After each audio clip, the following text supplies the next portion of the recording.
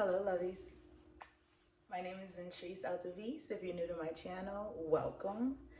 To all of the people that have been supporting me from day one, I appreciate you and love you so much. Today, we're going to talk about finding peace.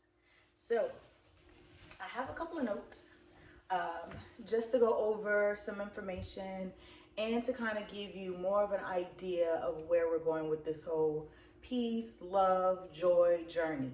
Um, I am a fashion designer. I'm also a creative strategist who loves the soft life. And the soft life for most people is very superficial. It's about money and being with men that have money or showing off luxury goods. But that's not the heart of soft life. Soft life was created for women or men who have had to live in survival mode most of their lives. When you get to a certain level in success or just life, understanding that it's more to life than trying to get a dollar or trying to be the best at whatever category you're in, you realize what's most important is family and yourself. So soft life really teaches you how to go within and find joy, peace, and purpose there. So let's get started. Like I said, I do have some notes. I have my MacBook here. So I'm going to go over some things. And then I also would love for you guys to leave some comments on how you find peace, what you determine is peaceful for your life, and what you believe is the best way to achieve peace for you as well. For instance, I have like a whole routine that I have to do. Not have to do, but I do it because number one, it makes me feel better. When you get used to like a mundane, everyday cycle of getting up, going to work, if you have kids, taking care of the kids, taking care of your family, that can begin to become overwhelming and can put your mind into a state of, I don't know, more like a robot where you just manually do things or you unintentionally do things without even thinking about it. And those moments when you're not even thinking and you're just doing things out of the fact that it's a consistent thing that's done in your life, you're not experiencing life, you're just being a part of it.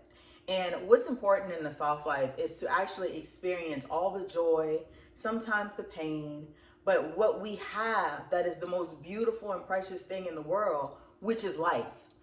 It's so many people on their deathbed who probably would want to live so much longer once they realize the beauty we have in our own lives.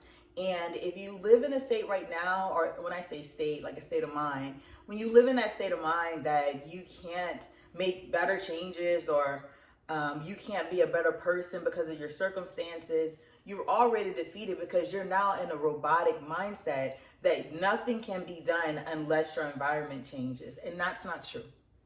If you make the changes, everything around you changes because you create your atmosphere, you create your environment, and you create your destiny.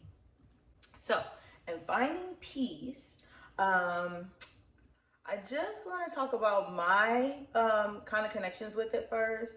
When I get up in the morning, like I said, I have a couple of routines that I do. I do a morning routine while I get up and I meditate and I watch some inspirational videos or I do some journaling. I like to get a cup of tea to kind of, relax myself and have a few moments just to myself in the morning. I also like to kind of dress for the part. I know you can get up in the morning and just any way go on with your day. If it makes you feel happy that you're just up, that's good. But for me, especially being a fashion designer, being a stylist, using clothes as like I don't want to call it like like using clothes as like a tunnel or a pathway to helping people feel better about themselves is something else that I do as well. Like, for instance, I have on my silk pajamas this morning. My top is actually Cynthia Raleigh. My pants are BCBG. I just want to feel good and look good at the same time because sometimes I may not feel as I mean, sometimes I'm not having a good day. But if I look good, if I take care of myself, if I get up and I comb my hair, maybe put a little makeup on, put something nice on to wear, even if I'm not leaving out the house that day, it definitely helps my mood. Something else I like is getting my cup of tea. I love like antique teacups. Like this is probably my favorite. I use this one as often as possible. Um, just because it's so beautiful, it's dainty. I need to drink like herbal teas in the morning because I believe that with a healthy diet, it also helps with your mental clarity. So I like to make sure I have something that kind of boosts me in the morning without caffeine because I don't like to drink coffee. So this is something that I really like. This morning I'm drinking a lemon ginger tea from Yogi, and I love these teas in particular because they actually have a little saying on the tea bag. So it's like an affirmation. So in the morning, after I've already done my affirmations and I get my tea, I actually have another one. And this morning, my affirmation is give thanks for unknown blessings that are already on the way. Which, of course, is beautiful and kind of ties into why it's so important for us to find peace. So I'm just going to read over the definition that I was able to find. It says peace in its broadest sense is a state of tranquility or quietness of spirit that transcends circumstances. It involves the absence of disturbance, conflict, or stress, and is often associated with feelings of contentment, harmony, and fulfillment. There are several dimensions to peace, and the ones that they show are the ones that they actually talk about are inner peace, social peace, global peace, and spiritual peace. But the two we want to actually focus on today are inner peace and spiritual peace. So for inner peace, we really have to look at first what's bothering us. We're all different. We all have different experiences. We all go through different things. So in order to figure out how we can achieve peace, we have to first understand why we don't have peace. What circumstances or events have happened to us to cause some type of disconnection. Some people call it trauma, to stop us from achieving this type of contentment and solidarity in our life. So that's number one. I can say for me, it took a lot. I started this kind of journey. Now it's called soft life. Back then, I didn't know what it was. I just knew it was something spiritual that I needed to achieve. But I had a lot of trauma that was happening. I was going through a divorce. My father just passed away very abruptly on New Year's Eve. And I moved to a new city. I was in a new place. I was away from my children. I just had a lot going on, and I wasn't happy. Oh, and one of the biggest things, I was also diagnosed with ovarian cancer. So during that time, I know I kind of threw that in at the end like it wasn't that serious. Yeah, and I was given 6 months. So during that time, it was give up and hope to see my father soon, or figure out how to get back to a safe place. And now, this was in 2008, 2009. Actually, 2010 is when everything started. 2008, 2010 is when I was diagnosed. And about that time, I was so consumed with stress and anxiety that I didn't know what to do. And now research has kind of found, and if you look into things, that when they said stress is a reason that people actually get cancer, or people, begin to have symptoms of cancer-like diseases, it's serious. We kind of feel like as long as we're not passing out, or I felt like as long as I wasn't passing out on the side of the road, that I was okay. But stress is serious, and it can really harm you and harm your body in ways that you can't imagine. So like I said, at that point, I was basically given like 6 months. I had to figure out what to do. And so I did not want to go through radiation, chemo, treatments, any of that type of thing.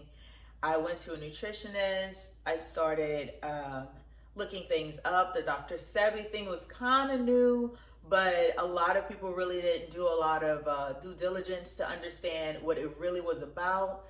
But I was determined to find an alternate way to deal with this, or being honest, or the inevitable was going to happen.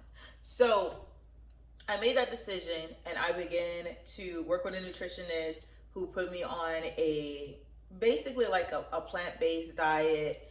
I learned that I was allergic to a lot of food items that I used to eat all the time, um, and through some tests that she actually ran. And then I began to also go on sort of a spiritual journey. And the spiritual journey was more about healing, where it was a lot of connections I had and relationships I had with friends and family, and just people in general that were severed due to misunderstandings. And so I had to figure out how to make those things okay for me. It doesn't mean you're going to always come to a solution with people, because everyone has their own reasons, everyone has their own storyline.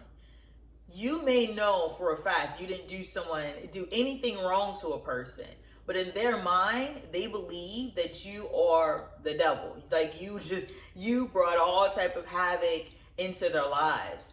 The truth is, we project. As humans, we project. So if I'm coming with a peaceful statue, I'm going to normally receive peace from other people. But if I'm coming with turmoil and depression and all these other things, I'm going to project those things onto other people. So it's good to be aware that even when you didn't do anything wrong, nothing has happened in your life that you should have all of these conflicts going on. You can still, even if you can't get a resolution or come to a resolve on that, you can still achieve peace in yourself by understanding what roles you played, if there was anything you could have done better or differently, and forgiving yourself for allowing these situations to come in and disturb the inner peace that you have. That's very important. So, going back to the trauma, so I went through extensive amount of spiritual training. What that really means is I had to become accountable for everything that I've done, take full responsibility for any actions or deeds that I had to do, that I had anything to do with, in order to have all of these situations happening, and then sit back and start making actual changes. Because if we're living in a reactive state of mind, we're waiting for things to happen. Oh, I'm waiting for them to talk about me. I'm waiting for them to say this. I'm waiting for them to say that. And you become extremely defensive, and you don't realize in your mind you're being defensive, but in reality, you're being an attacker. And you're attacking people with your emotions. You're attacking people with the way you feel. You're attacking people with your identity, because nobody's going to play with me. Like, you have to let these things go if your goal in life is to find peace. And if your goal is not to find peace, you probably don't want to watch this video, and you may want to continue on your merry way. But if finding peace is very important to you, you have to take accountability first. Figure out your traumas, take accountability, and so then you can figure out a way or a safe path to receive or to gain your peace again. So once you figure out like what are the issues, you've identified areas that you need to kind of work on and make some changes. I think the next thing is to come up with a strategy. I said before, like, I'm also a creative strategist, and so I think one of the most important things to branding and building a business is to come up with an actual strategy for success. So if every business model you can think of has a strategy, and you go to school because you learn things in order for a strategy, which school may not be the best thing because sometimes that doesn't benefit us. But why don't we look at our lives and understand that we should also have a strategy for that? And I'm not talking about a list. Everyone has these you know, ridiculous list or great list that include all of the things they want in life, which is good. That's all you receiving good things to yourself. I love manifestations, law of attraction, build on all of that. But what we need right now is a strategy to figure out how to achieve something, which means we have to make actual changes in our behavior, in our thinking patterns, and in just the way our personality and the way we see the world in order to achieve peace. So that's extremely important to figure out a great strategy so that you can begin to make the changes. Because in the beginning, your body's not going to want to change. Your mind is not going to change. Every time you think of that person, that situation, you're going to immediately get upset again. Every time you're in a similar environment, your body is going to respond in like a fight or flight mode. And that's really, like I said, living in survivor mode has you prepared to fight at all times, or flight if you feel like you're not going to be able to win that fight. But when you begin to operate in peace, you cannot remain in survivor mode in order to achieve peace. You have to remove yourself from that type of mindset so that you can begin to receive the proper understanding and the proper training to control your thoughts, control your atmosphere, and control your destiny. So there's a couple of things that I really like to do. I'm sorry if I'm looking down again at the MacBook I'm looking at this moment. But a couple of things that I love to do. One is like take a walk in nature. For me, I have a couple of state parks that are close by. Those are my favorite to go walking. I don't really walk as much in nature for exercise as I do for observance. Like I want to just take in the trees and the air and the sounds. And I think it kind of sounds like, oh, like that's a waste of time. But no, when you're doing that, you're really being present in the moment and feeling all of the beautiful things that nature has to offer. Like we are part of nature. So when you're outside and you're taking that time, even if it's a 10-minute walk, 5-minute walk, whatever you can fit into your day, take some time to kind of connect with nature, connect with our planet, connect with how we were created so that you can begin to feel that you're part of something bigger. Because one of the biggest things of stealing your peace is making you feel alone and putting you in a place of isolation so that you don't feel connected to anything. So walking in nature is really going to help you feel more connected to your environment. Another great thing I love is meditation. Now, people meditate in different ways. When I started with just music, but I wasn't getting anything out of it because I hadn't trained my mind enough to understand the importance of meditation. So for me, and also some of the research I've done, meditation is simply allowing your mind to take control. Because as I stated earlier, we get into a space where our body kind of takes control. We're like a robot. We're just moving with wherever our body wants to go. And that's not safe. That's not safe because our body is the animalistic part of our being. So you're basically saying, okay, you can have free range. Like if you have a puppy, you're basically saying you have free range to my house, do whatever you want to do, and I'm just going to wait for you to make a mess to clean up. No, if you have a great home, a nice home, and you have a beautiful little puppy that you just bought, or just, it sounds so terrible when you say bought. That's why I'm struggling with this getting a new puppy thing. But if you have that puppy and you give them structure, then you can still have a beautiful home and also have a beautiful pet. But if you don't give that pet structure, you're going to cause constant chaos in your life. So when you allow your body to lead, you're going to be unhealthy. You're going to have unhealthy habits as far as like waking up late, not going to bed at certain times. You're not going to feel your best. So even though mentally you feel like, oh, I can take on this, and this today, your body's saying something completely different. So when you meditate, what you're doing is actually training your body. Okay, you need to sit still. You need to allow the mind to take control. And I'm going to tell you what you can and cannot do. And you may say, well, I tell my body what I can and cannot do all the time. No, you don't. No, you don't. When you crave a Coke, a Coca-Cola, because your body's addicted to caffeine, and you go and get that Coca-Cola, your mind isn't the one in control, your body is. When you crave a person, for whatever reasons, but we grown and we know what that is, your mind is not in control, your body is.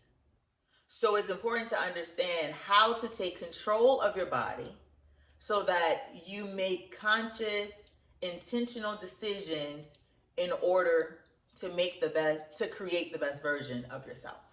One of the great meditation videos that I actually look at almost every day at this point, because I couldn't figure out like where to find um, like a meditation app or anything. I didn't want to pay for anything in the beginning. Something that YouTuber that I actually watch is Great Meditation. And so if you go to that YouTube channel, she has amazing videos. And they have 5 minutes, 10 minutes, 20 minutes. I've been watching those videos for years. I'm actually going to link it below. You should definitely check that out if you want to get started and just listen to her voice, because when you have a voice active meditation, it kind of gives you something else to focus on compared to just the music. And I feel for me that's better to meditate that way. For some people, meditation isn't a thing; they prefer journaling. So if that's something that you prefer to like kind of write out your thoughts and everything you're going through, make sure you get a great journal. Make sure you don't just write it on a piece of paper and throw it. No, get something that you're intentional about. Write in it if every day if you can, and make it a part of your everyday life, and you will begin to see changes in yourself and the way everything around you is responding. And the last strategy that I use is just being creative. I design all the way across the board, but what makes me happy is sewing and painting, and playing music. So when I'm kind of feeling overwhelmed and I don't have the words to say, and I don't feel like meditating, maybe my body's not allowing me to do that and do that in an effective way, I'll pick up anything. I'll pick up a pencil, I'll pick up a crayon, I'll start drawing something, painting something, or if there's a keyboard close, I am going to sing a song or at least turn on some music and do karaoke to get myself back into a state where I can begin to find peace. And it's serious. It's really serious about how much, even I've been practicing this for almost 10 years now. And there's still times when my body want to take complete control, because I've maybe gotten to a state where I don't feel like I need as much. I don't need as much like help with, or I don't need as much training. I don't need as much structure. I can just get up and kind of go and do things here and there, and then it begins to catch up with you, because you're basically treating your body, like I said, like a puppy, or even if just say like a child, like a 2-year-old child, just allowing them to just run wild and not have any structure. Sooner or later, it's going to catch up with you as a parent when you don't provide that for your children. So I just think that part is kind of important, to make sure you have some kind of creative outlet that will allow you to kind of bring it back in, and then figure out a way to connect more with your inner peace. Now, the next thing, like I stated, we have to find strategies in order to be comfortable with finding peace, or providing a safe place for us to try to achieve peace. But after that, we need to kind of create daily habits for maintaining it. And those daily habits are, like I stated, you get up every morning, you figure out something that's going to bring you joy, and you follow it. And once you follow that, you'll begin to incorporate peace into your life every day. I know it sounds like, when I say that, it sounds like, okay, well, I really don't have time to incorporate peace every day. Like I have a life, I have things to do. Yeah, you incorporate um, going to work every day. If you're a great, and you could be a great person that you work every day, you're a great person with that, your business is amazing. You have maintained or incorporated an ideal of this is my work ethic and this is why I'm good at what I do. So if you're doing that for that part of your life, why not do that for yourself? Because is it more important for you to be a great business person, or is it more important for you to be able to live long enough to see your business prosper? So we have to create some type of routine um, to bring in the peace. And when I say that, I don't mean, oh, you have to get up every morning at 4 o'clock and do da da da. No, you don't. Like I say, I get up early. Some days I get up and I'm up for maybe an hour, hour and a half while I'm journaling, meditating. I'm also looking, maybe reading like some type of self-help book, or just anything that kind of stimulates me to make me feel more in tune with myself. And of course, doing affirmations and things like that. Other days, I got a 10-minute meditation, I'm out the door. That's all I had time for, but I still made time for myself.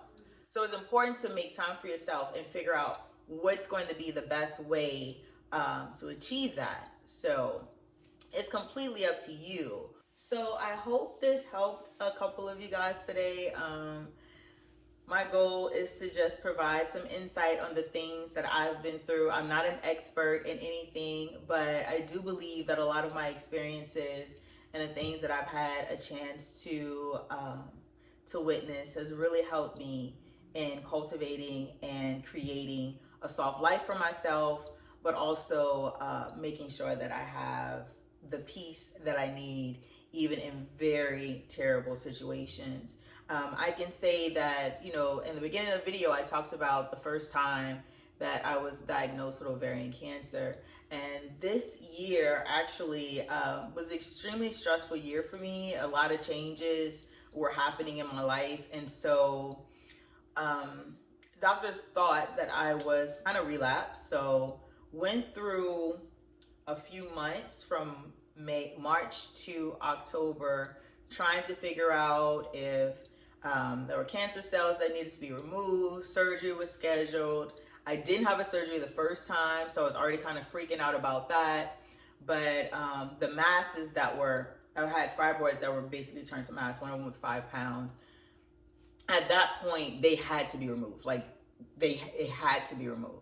And I also found myself at this point not being as aligned with everything as I was the first time. Like, I was so gun-ho. I was in such a dark place 10 years, not 10 years ago, it was actually longer than that. It was such a dark place in like 2010 that I was like, I don't have a choice. Like, I have to do this. I have to figure out how to be a better person, or I'm no longer going to be here.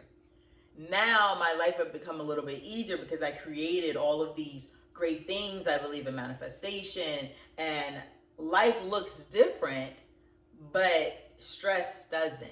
So it doesn't matter if you're, just starting out, sleeping on a sofa somewhere, or you're in a mansion. Stress feels and looks the same for every single individual. And you have to make sure that you're still addressing those things and you're taking care of yourself in the same way so that you receive or achieve the same results. So with that being said, thank you so much for taking the time out to listen to my video today. If you want to hear more, I'm going to have some additional videos coming out about love and kindness and just self-motivation to help you along with your soft life journey. I've put together some pieces, curated a couple of pieces on my website, lovepeacezen.com, that just give you more of that soft, luxurious feeling with shoes and clothes and everything. Like I stated, I told you exactly what I'm wearing, but I also have my slippers, which are from my website. These are very cute. They have the little glitter touch to it. It makes me feel a little fancy. But you can purchase these and more on my site. Everything's under $100. Most of them are going to be close to like 50, 60, even 40 or 20, based on like exactly what they are. I think these shoes are like 32 on the site. But check it out. I wanted to make sure that things are affordable. You don't have to have a lot of money to enjoy the soft lifestyle. Again, it is all about mental clarity and making sure you try to achieve that best version of yourself in everything you do. So it has nothing to do with money. And I really feel like I may do a video just talking about the superficial outlines of soft life and why that's so detrimental to the overall cause. And but with that being said, if you want to check out like any of the other things, I'll have it listed below on where you can find my website and some of my products to help you achieve your best version of the soft life. The point of us getting to the place of absolute peace isn't to be completely stress free. The point is to be able to handle things the proper way, still be present with all of the great things that are going on in your life, and understand that this too shall pass, and the things that we go through are just part of this amazing roller coaster ride that we call life. Thank you so much for tuning in again. I love you so much. I look forward to seeing you. If you want to see additional videos, please check them out. I'll have a whole series just dedicated to the soft life journey. And you are amazing. Thank you for taking the time out of your day to be here. And I hope that your day is filled with love, joy, and most of all, peace.